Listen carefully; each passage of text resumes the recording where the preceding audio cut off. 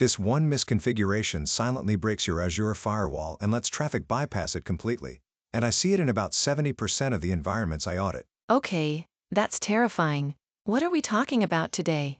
Hey everyone, welcome back to the Network Ninja Cloudcast. I'm your host, and today we're diving into Azure user-defined routes, specifically how to force traffic through a network virtual appliance like a firewall. I've been wanting to understand this because I set up an Azure firewall last week, but I'm not actually sure my traffic is going through it. That's exactly the problem we're solving today. Here's the thing. Azure has system routes that automatically handle traffic between subnets, to the internet, and within your virtual network. These routes just work out of the box. So if Azure already routes my traffic, why would I need custom routes? Because those default routes go directly to the destination. If you deploy a firewall in a subnet and expect traffic to magically flow through it, you're going to be disappointed. The traffic just goes around it using those system routes. Wait, so my firewall might literally be doing nothing right now? Possibly. Let me give you an analogy. Imagine your virtual network is a corporate office building. Azure's system routes are like having direct hallways between every department. Marketing can walk straight to engineering, but now you hire a security guard and put them in a room. Without changing the hallways, people just keep walking past that room. So user-defined routes are like putting up walls and forcing everyone through the security checkpoint? Exactly. A UDR is a route table you create and associate with a subnet. It overrides the system routes for specific destinations. You're essentially saying, traffic going to this CIDR range, don't take the default path, go here instead. Okay, so how do I actually configure this? What are the pieces I need?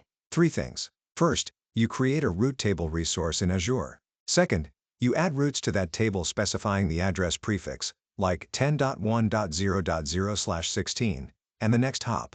Third, you associate that route table with the source subnet, not the destination, the source. You said next hop. What exactly is that? The next hop type tells Azure where to send the traffic. This is where people get confused. Azure gives you several options.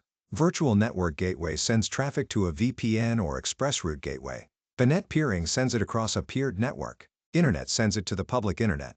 Virtual Appliance sends it to a specific IP address, and this is what you use for firewalls. None drops the traffic entirely, like a black hole route.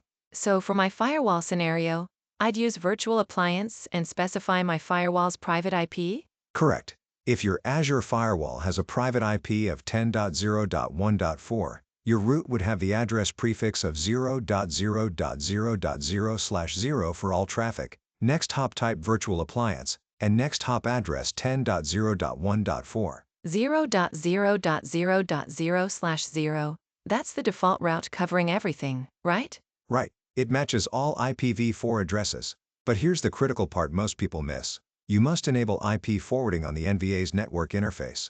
Without this, Azure drops any packets where the NIC isn't the intended destination. Oh, so the firewall receives packets meant for other IPs, and Azure normally blocks that? Exactly. IP forwarding tells Azure this NIC is allowed to forward packets it receives for other destinations. In the portal, you find your NVA's network interface, go to IP configurations, and toggle Enable IP forwarding to Yes. For Azure Firewall specifically, this is handled automatically, but for third-party appliances like Palo Alto or Fortinet, you must do it manually. What's the mistake you mentioned at the beginning, the one you see in 70% of environments? People associate the route table with the wrong subnet.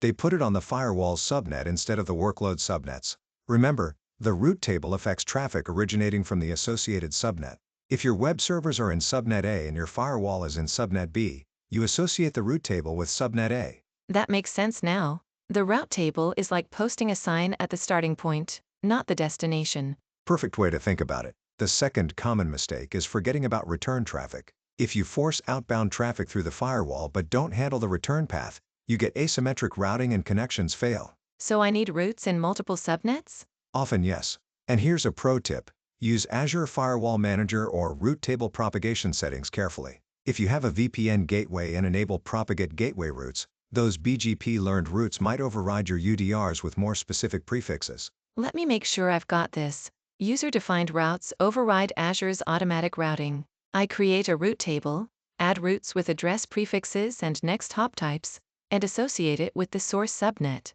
For firewalls, I use virtual appliance as the next hop type with the firewall's private IP, and I must enable IP forwarding on the appliance. Nailed it.